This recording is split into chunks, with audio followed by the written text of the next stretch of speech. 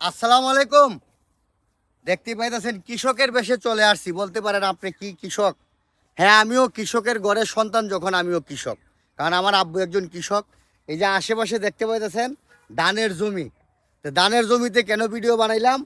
বৃষ্টির জন্য হাহাকার। আমরা এই হাহাকারের মধ্যে আমি গেছিলাম জমিতে ভিডিও বানাইতে। তো গাইস কি বলবো, ভিডিও বানানোর সাথে সাথেই কিছুক্ষণ পরেই বৃষ্টি হয়ে গেছে, মানে বৃষ্টি শুরু হয়ে গেছে। তো এই কথাটাই আসলে মনের একটা আবেগ আপনাদের মাঝে প্রকাশ করছি। এই যে দেখেন ধানের জমিগুলা, এই বৃষ্টি না হলে, রহমতের ছোঁয়া না হলে এই ধানগুলাতে আসলে চাউল হবে না।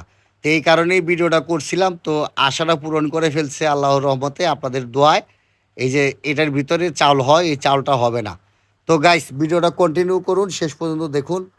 এই যে দেখেন সেলু মেশিনেও পানি কম। দেখেন, এই যে দেখেন আগে আইতো এটা, এই পাইপটা বইরা আইতো পানি, বুঝছেন, মানে ভরপুর উপরে পড়তো। এখন কিন্তু পানি কম।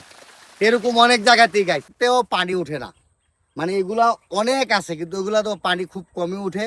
যার কারণে এই জমিগুলা এখন নষ্টের পথে। কৃষকের মাথার গাম পায়ে ফেলাইয়া একজন কৃষক চাষ করছে, ধান উঠছে, এখন ধান আসার পথে, চাল হওয়ার পথে, মানে ধান পুরাপুরি পরিপূর্ণ। কিন্তু এখন যদি বৃষ্টিটা দিয়ে দিত আল্লাহ তালায়, তাহলে হয়তো এটা পরিপূর্ণ রূপ নিত। হয়তো আমাদের ভালোর জন্যই, বা ধানের জমির ভালোর জন্যই হয়তো আল্লাহ তালা এখন পর্যন্ত বৃষ্টি দেয় নাই। গতকাল হালকা কিছু হয়েছে। তা আশা করি এখনও আকাশের যে অবস্থা, আজকেও বৃষ্টি হইতে পারে। তো আমি বলবো গরমে, তারপরে ধানের কারণে আমি আপনাদের মধ্যে এই জিনিসটাই তুলে ধরলাম, যে ধানের যে ক্ষতি, যদি বৃষ্টি না হয় তাহলে ক্ষতির বেশিরভাগ সম্ভাবনা আছে।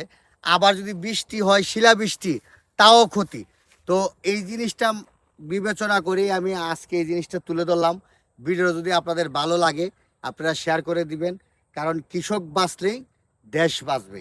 তা না হলে আপনি আমার মতো মানুষ অনেকেই অনাহারে মানে জীবনযাপন করতে হবে। তো কথা আর বেশি বাড়াইলাম না, আশেপাশের ভিউটা দেখাইলাম।